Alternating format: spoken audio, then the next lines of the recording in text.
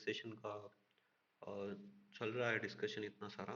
तो उसका सीडेक प्लेसमेंट्स के ऊपर क्या इम्पैक्ट है, और हम लोग को उस इम्पैक्ट को कम करने के लिए हम लोग की रेजिलेंसी हम लोग कैसे बढ़ाएंगे। तो ये दो मेजर टॉपिक्स है।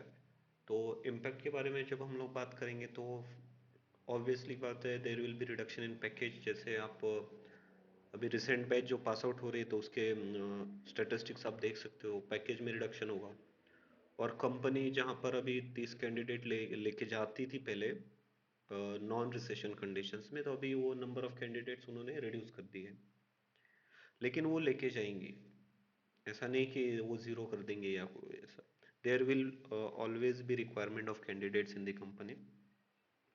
तो रिसेशन के क्या रीजंस है वगैरह वगैरह सारे वीडियोस आपको, बहुत सारे वीडियोस अवेलेबल है यूट्यूब पे, तो आप वहाँ से देख सकते हो।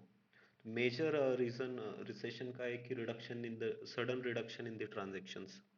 तो वो ट्रांजैक्शन किसी भी तरह से हो, चाहे वो महंगाई बढ़ने की वजह से हो या फिर आपकी वो खर्चे करने की जो विश है वो कम हो गई हो। तो ये सब चीज़ों की वजह से क्या ट्रांजैक्शंस रिड्यूस हो गए, तो ट्रांजैक्शन रिड्यूस हो गए तो इनडायरेक्टली कहने का मतलब ये है कि कस्टमर्स और क्लाइंट रिड्यूस हो रहे हैं। तो customers are not interested in buying the things. तो उसकी वजह से क्या ट्रांजैक्शंस रिड्यूस हो रहे थे, फिर ट्रांजैक्शन रिड्यूस होने के कारण कंपनी के पास पैसा कम आ रहा है। और वो पैसा कम आ रहा है तो फिर आप उनको उसी प्रोपोर्शन में कॉस्ट कटिंग भी करनी होगी।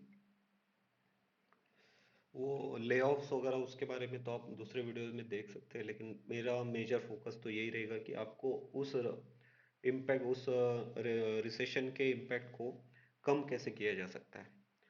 तो आप लोग एक चीज़ दिमाग में रखो कि चाहे जितनी भी वर्स्ट कंडीशन हो, तो सीडेक के प्लेसमेंट लेस देन 50%, अपने लोग इतनी भी बुरी नहीं कि 60-70% से भी नीचे चले जाए प्लेसमेंट्स। तो एटलीस्ट 60-70% तो प्लेसमेंट होंगे।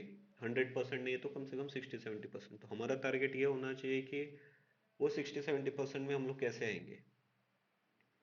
ऑब्वियस सी बात है, सभी बच्चे हैं, सब फाइट कर रहे हैं, तो आपको कुछ अलग करना होगा जिसके कारण आप 60-70%, जो टॉप 60-70% है उसमें आओगे। तो उसके लिए फर्स्ट थिंग जो है वो, अभी जो करंटली रनिंग बैच में है तो उनको जो ऑनगोइंग क्लासेस है, लैब्स रेगुलरली करना है।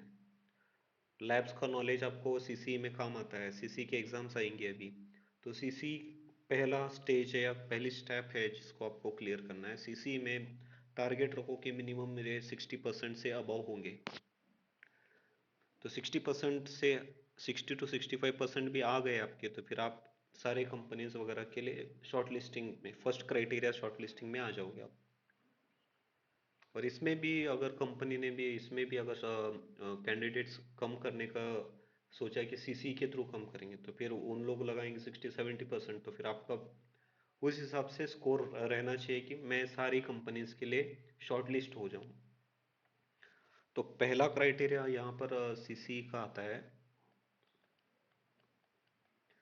तो सीसी के लिए प्रिपरेशन, अपने जो क्लास नोट्स रहते हैं, लैब एग्जाम्स रहते हैं, और that is I think more than sufficient. और थोड़े बहुत ऑनलाइन एमसीक्यूज उससे रिलेटेड।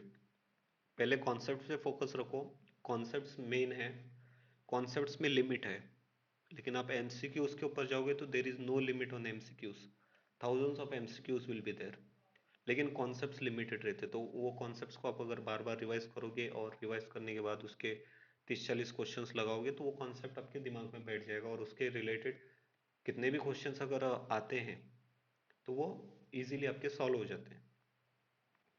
तो अगर आप ये सीसीए वाला पहले क्लियर करते हो तो उसके बाद नेक्स्ट स्टेप आता है एप्टीट्यूड और कोडिंग राउंड। ये तीन चीज़ों में अगर आपने, that is CC, aptitude, coding round, interview और एक प्रोजेक्ट, ये तीन चार स्टेजेस अगर आपने अच्छे से किए तो इजीली आप 60-70% में आ सकते हो। और ये लास्ट बैच को मैंने ये सेम ही नॉलेज दिया था अपने साइड से, तो जिन्होंने फॉलो किया ऑब्वियस उनको फ़ायदा हुआ है।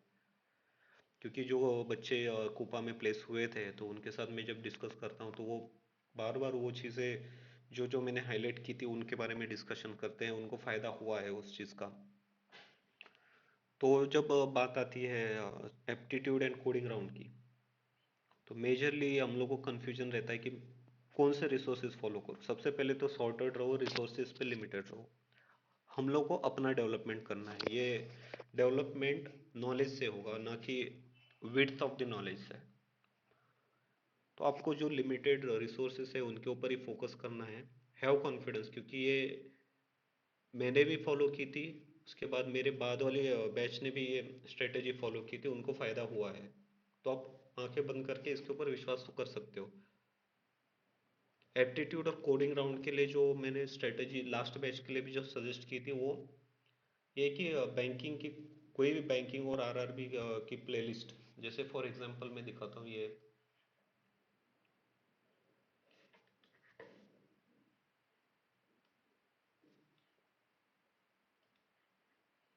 जैसे ये वाली है प्लेलिस्ट। तो ये प्लेलिस्ट में देखोगे तो सारे के सारे टॉपिक्स कवर्ड है।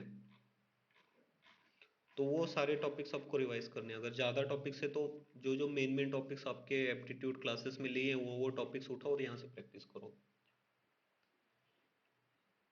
मैंने यही दो प्लेलिस्ट फॉलो की थी एप्टीट्यूड के लिए। इसमें क्वेश्चन प्रैक्टिस भी हो जाती है और फिर स्पीड भी काफ़ी अच्छे से आ जाती है। तो ये दो मेरा सजेशन रहेगा, ये आपको एप्टीट्यूड के लिए हेल्पफुल रहेगा। अब आती है इसके कोडिंग राउंड के लिए। क्योंकि आपको जो कोडिंग राउंड रहता है वो मिक्स रहता है, एप्टीट्यूड क्वेश्चंस भी रहते हैं और उसमें कोडिंग राउंड क्वेश्चंस भी रहते हैं। तो एप्टीट्यूड के लिए आप क्या करोगे, जो आरआरबी की प्लेलिस्ट है या फिर आरआरबी एनटीपीसी या आरबीआई या फिर कोई भी बैंकिंग एग्जाम की पूरी प्लेलिस्ट उठाओ और उसको उनके वीडियो के साथ प्रैक्टिस करो। अलग से भी कोई क्वेश्चंस लगाने की भी जरूरत नहीं पड़ेगी आपको, क्योंकि वो वीडियोस में सारे क्वेश्चंस ही रहते हैं। और वो जल्दी से जल्दी, मतलब शॉर्ट लिस्ट, शॉर्टकट्स और वो सब डिस्कस होते हैं उसमें। अम, अब जैसे ये वाला पार्ट तो कवर हो गया। बात आती है अभी कोडिंग राउंड। कोडिंग राउंड के लिए आपके पास बहुत सारे ऑप्शंस है। मैं वो सारे ऑप्शंस रिकमेंड करता हूँ, लेकिन जो मैंने फॉलो किए थे और जो मैंने दूसरों को सजेस्ट किया था और वो उनके लिए भी फ्रूटफुल रहा, वो वाला मेथड मैं डिस्कस करना चाहूँगा। कोडिंग राउंड के लिए आपके पास हैकर रैंक है, हैकर अर्थ है, फिर बहुत सारी रिसोर्सेस हैं। तो आप सारे रिसोर्सेस करने बैठोगे तो फिर सबसे पहले तो आप कंफ्यूज होगे, और कंफ्यूज होगे तो फिर आगे बढ़ ही नहीं पाओगे। तो फिर मेरा सजेशन ये है कि straight forward gigs for gigs का मैंने एक सब्सक्रिप्शन ले रखा था। एक मिनट, ये वाला सब्सक्रिप्शन।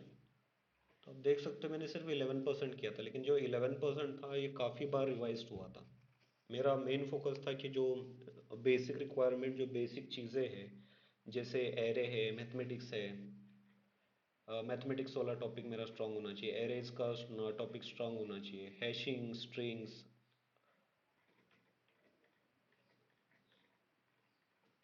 बस इतने से टॉपिक मैंने बार बार सॉल्व किए, बार बार रिवाइज किए मैंने।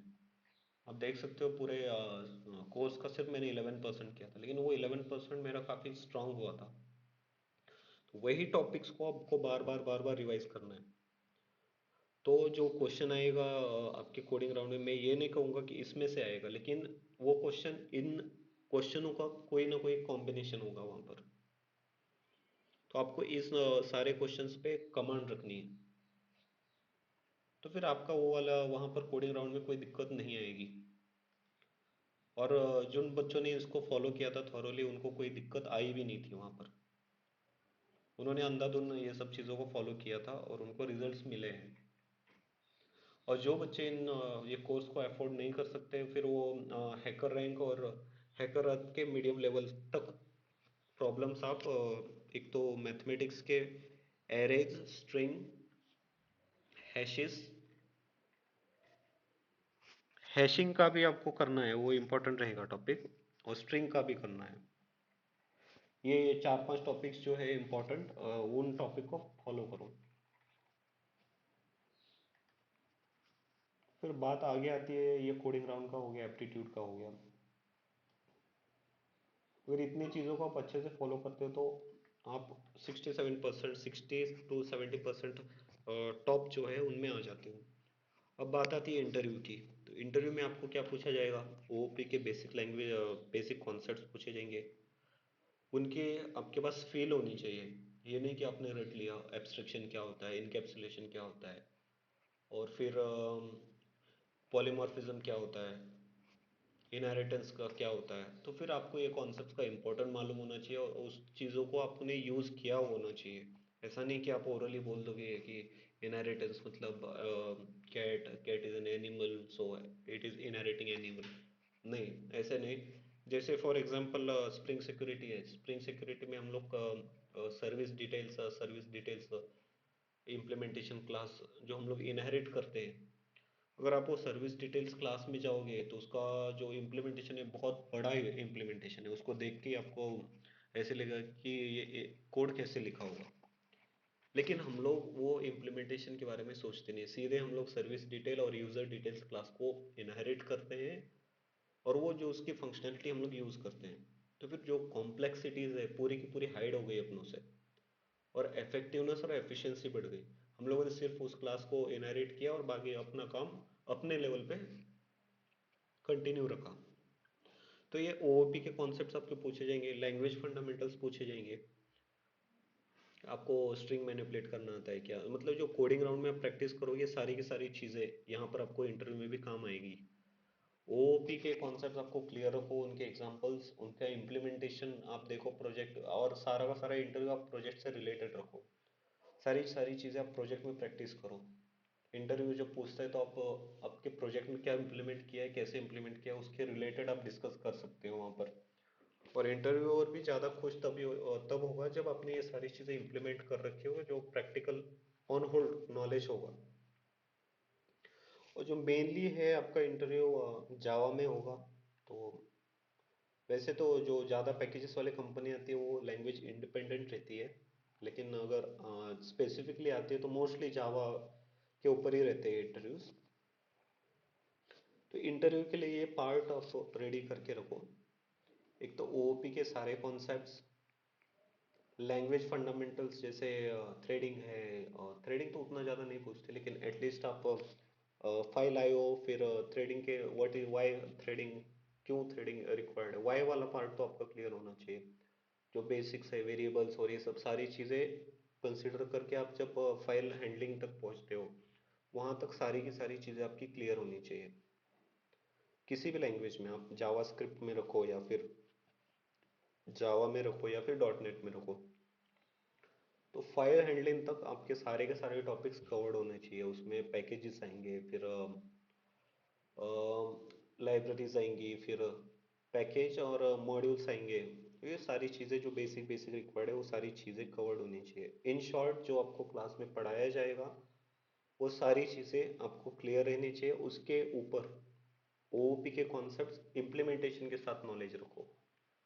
आप सिर्फ वहाँ पर ओरली और जो गूगल वाले डेफिनेशन आप सिर्फ बोलोगे, जैसे उन्होंने एब्स्ट्रैक्शन पूछा, तो एब्स्ट्रैक्शन का जो स्क्रिप्ट क्रिस्प डेफिनेशन रहेगा वो आप गूगल वाला डेफिनेशन बोलोगे, एकदम शॉर्ट में, सिंगल लाइन डेफिनेशन, कि सामने वाला तुरंत समझ जाए कि यार इसको मालूम है what is abstraction, what is polymorphism. तो वो रटा हुआ डेफिनेशन बोलो, लेकिन उसका इम्प्लीमेंटेशन पार्ट आपके पास खुद होना चाहिए। आपने यूज़ किया है कि हाँ सर मैंने यूज़ किया है, कहाँ पर यूज़ किया, प्रोजेक्ट में यूज़ किया है, ये जगह पर यूज़ किया है, या फिर मैंने इसका यूज़ किया है। और ऐसे ऐसे, जैसे अभी मैंने स्प्रिंग सिक्योरिटी का एग्जांपल लिया था, तो स्प्रिंग सिक्योरिटी को मैंने रिलेट किया था। फिर वो एनोटेशंस है, एक सिंगल एनोटेशन के पीछे पूरी की पूरी उसकी दुनिया छुपी रहती है।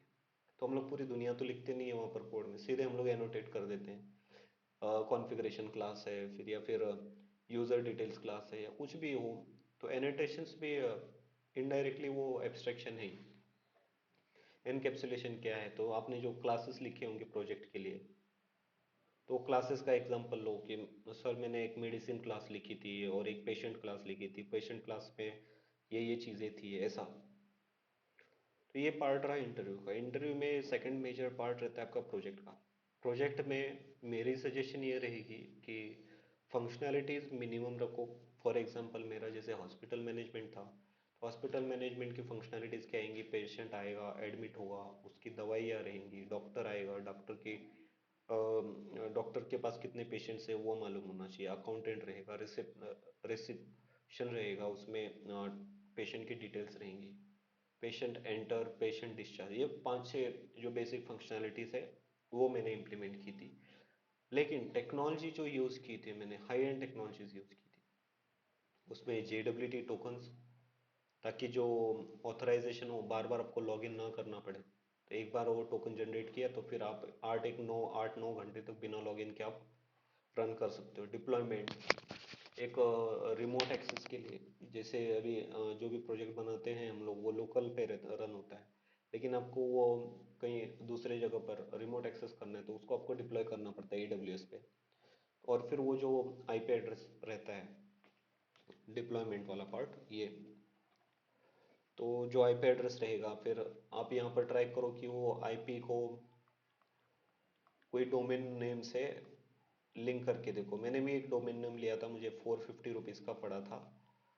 जैसे IP एड्रेस को मैंने हॉस्पिटल मैनेजमेंट .co.in इस टाइप से डोमेन नेम को लिंक किया था। तो वो करके देखो, फिर रोल बेस्ड चेकिंग करो कि अगर एडमिन है तो वो कुछ API पॉइंट्स जो है आपके, कुछ API पॉइंट सिर्फ एडमिन को एक्सेसिबल होने चाहिए, कुछ API पॉइंट उससे अकाउंटेंट के लिए एक्सेसिबल होने चाहिए, कुछ API पॉइंट मैं अपने प्रोजेक्ट के रिस्पेक्ट में बोल रहा हूँ तो वैसे ही आपको अपने प्रोजेक्ट में सोचना है। कुछ APIs जो रहेंगी जनरल APIs रहेंगी जो पेशेंट्स को एक्सेसिबल होगी, अगर वो दूसरे APIs को कॉल करने जाएगा तो वो एरर दिखाना चाहिए। मैंने सारी चीज़ें मैंने अपने अर्लियर वीडियोस में बता रखी है, और आपको ये प्रैक्टिकली दिख दिख भी जाएंगे, क्योंकि मैं अभी नहीं दिखा सकता क्योंकि मैंने जो AWS का फ्री टीयर वाला है वो मेरा ख़त्म हो चुका है, तो मैंने वो डिप्लॉयमेंट सारे डिस्ट्रॉय कर दिए हैं AWS से। तो मेरे प्रीवियस वीडियोस में ये सारी चीज़ें दिखाई गई हैं मैंने। फिर प्रोजेक्ट में कंटेनराइजेशन रखो, जो आपको डॉकर वगैरह पढ़ाया जाएगा SDM में, सॉफ्टवेयर डेवलपमेंट मेथोडोलॉजीज में, तो उसको यूज़ करके बेसिक कंटेनर्स बनाओ, उनकी इंटरलिंकिंग देखो, स्प्रिंग सिक्योरिटी यूज़ करो, और फिर क्रॉस API एक्सेस चेक करो कि अगर आप सीधे URL से आप कोई API एक्सेस कर रहे हो नहीं कर रहे हो, आपको अलाउड नहीं होना चाहिए। अगर एडमिन है तो एडमिन से रिलेटेड ही उसको डेटा एक्सेस होना चाहिए, बाकी चीज़ों का उसको डेटा एक्सेस नहीं होना चाहिए।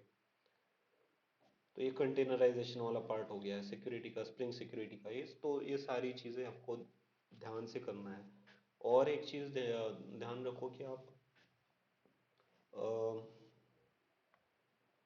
माइक्रो सर्विस आर्किटेक्चर भी आप इम्प्लीमेंट कर सकते हो। For example micro service architecture का मतलब यह है कि, let me see if I am able to add the new file. Yes, micro service architecture का मतलब ये है कि जैसे अभी यहाँ आपका डेटाबेस है,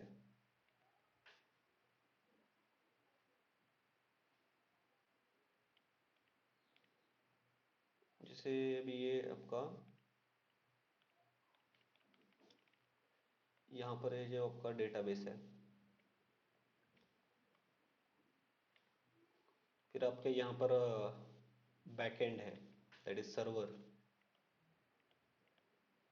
इन जनरली 8080 पे अपना स्प्रिंग का रन होता है, और एक यहाँ पर जो है आपका रिएक्ट का सर्वर है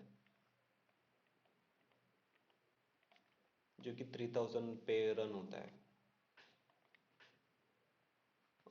ये वाला सर्वर है। आप एक से ज़्यादा सर्वर्स इम्प्लीमेंट कर सकते हो, जैसे आपकी मान लो जैसे फंक्शनैलिटीज़ है, एक ऑथेंटिकेशन है,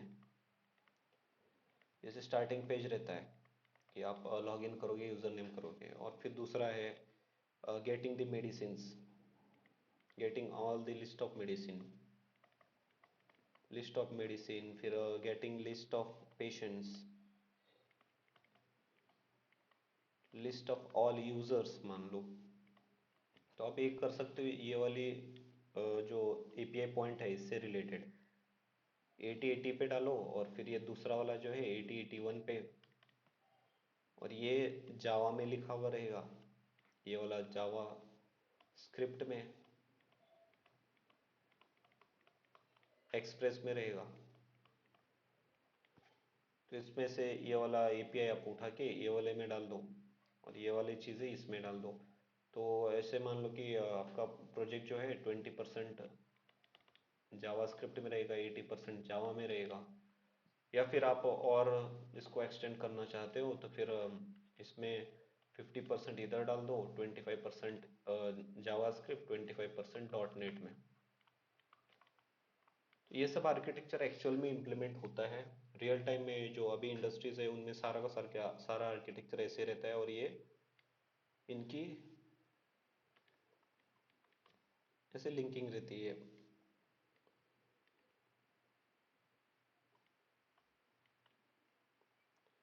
फिर यहाँ से फ्रंट एंड इन सब से बात करेगा यहाँ से, और इन लोग के लिए कॉमन डेटाबेस रहेगा माई सिक्वल का। तो एक कॉमन डेटाबेस, और ये इस लेयर में अलग अलग माइक्रो सर्विस आर्किटेक्चर का मतलब कि आपकी टेक्नोलॉजीज जो है मल्टीपल इस पे डिप्लॉयड रहेगी, और इनको भी कंटेनराइज करो आप। इसको एक कंटेनर में डाल दो, इसके एक कंटेनर बना के डाल दो, इसको एक कंटेनर में डाल दो, और ये यहाँ पर एक कंटेनर बना दो। तो इस टाइप का अगर आर्किटेक्चर आप फॉलो करते हो तो कोई भी इंटरव्यूअर आपसे इम्प्रेस होगा और आपको वो कंसिडर कर सकता है। लेकिन आप बेसिक चीज़ों पे अटकोगे, प्रोजेक्ट इम्प्लीमेंटेशन ढंग से नहीं किया है, इधर उधर से मैनिपुलेट करके आपने खरीद रखे हैं प्रोजेक्ट, तो ऑब्वियस सी बात है रिसेशन में आपको कोई डिमांड नहीं रहेगी। रिसेशन में उन्हीं बच्चों को डिमांड रहेगी जिनके फंडामेंटल्स क्लियर होंगे, रेडी टू वर्क रहेंगे बच्चे। रेडी टू वर्क मतलब कंपनी में कंपनी के मिनिमम ट्रेनिंग में आप रेडी टू वर्क होने चाहिए। So friends, that's all from my side. तो इन कंक्लूजन में ये बताना चाहूँगा कि इम्पैक्ट है, रिसेशन है, लेकिन आप ये मत भूलो कि प्लेसमेंट्स जीरो नहीं होंगी। प्लेसमेंट्स होंगी, कितने भी कम होंगी लेकिन होंगी, 50%, 60%, 70%। तो आप टारगेट रखो ना कि मुझे 50% क्या, आप ऐसे ही पढ़ाई करो, ऐसे हार्डवर्क करो कि आप टॉप 20% में हो रहो। तो टॉप 20% में रहोगे तो you are already on the safe side, तो आपको कोई रोक ही नहीं सकता। अगर आप लास्ट 10% में हो तो फिर वही प्लेसमेंट के लिए दिक्कत होगी। वो तो रिसेशन नहीं होगा तभी भी दिक्कत होगी। तो आप ये फोकस करो। अ, सबसे पहले सीसी के ऊपर फोकस करो। सीसी के लिए क्लास नोट्स और लैब और थोड़े बहुत एमसीक्यू मोर देन सफिशिएंट है। Second, aptitude and coding round. Aptitude के लिए बैंकिंग और बैंकिंग के वीडियोस फॉलो करो, बैंकिंग या फिर आरआरबी एनटीपीसी उसी लेवल के क्वेश्चंस रहते हैं। कोडिंग राउंड के लिए मेरी सजेशन गिग्स फॉर गिग्स वाली है, अगर उसको आप फॉलो नहीं करना चाहते तो फिर आप हैकर रैंक, हैकर के मीडियम लेवल तक के क्वेश्चंस, वो भी स्ट्रिंग, एरेज, हैशेस, मैथमेटिक्स, ये 5 टॉपिक्स के फॉलो करो। इंटरव्यू के लिए आप ओओपी के कॉन्सेप्ट स्ट्रांग रखो, उसकी डेफिनेशन, उसका इम्प्लीमेंटेशन और उसका यूसेज, ये तीनों चीज़ों की आपके पास फील होनी चाहिए। लैंग्वेज के फंडामेंटल्स मतलब लैंग्वेज के बेसिक्स जो रहते हैं, स्ट्रिंग रहा या फिर वेरिएबल्स, कितने टाइप्स के वेरिएबल, और ये सारी चीज़ें जो थ्रेडिंग रहती है, थ्रेडिंग मॉड्यूल रहता है उसमें, फिर एरेज के मेथड्स, स्ट्रिंग के मेथड्स, और ये मतलब इनडायरेक्टली ये जो कोडिंग राउंड में जब प्रैक्टिस करते हैं तो उसके बारे में थोड़ा बहुत नॉलेज होना चाहिए। हैश मैप, एरे लिस्ट क्या होता है, लिंक लिस्ट क्या होता है। डेटा स्ट्रक्चर में आपको ज़्यादा कोर में जाने की ज़रूरत नहीं है, आप लिंक लिस्ट तक, डबली लिंक लिस्ट, ट्रीज से पहले वाले सारे टॉपिक्स रेडी रखो। अगर ये सारी चीज़ें होती है, आपका कॉन्फिडेंस काफ़ी हाई रहता है, तो फिर उसके बाद आप ट्रीज के बाद प्रोसीड कर सकते हो। फोर्थ चीज़ जो मेजर है वो प्रोजेक्ट है।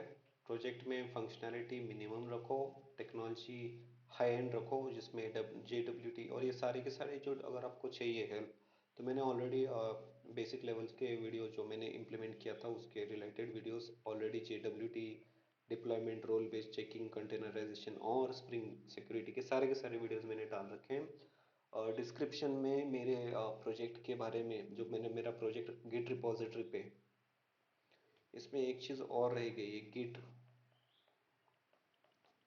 उसमें ब्रांचिंग और वो सब चीज़ें आपको यूज़ करनी है। तो मैंने जो गिट पे रिपोजिटरी बना रखी है तो उसकी लिंक मैंने डिस्क्रिप्शन में दे रखी है, तो आप वहाँ पर जाके मेरा प्रोजेक्ट भी देख सकते हो। और उसमें अगर कुछ डाउट है तो मैंने उससे रिलेटेड वीडियोस, वर्किंग वीडियोस है वो, तो वो आप प्लेलिस्ट से देख सकते हो। Thank you all, this is all from my side.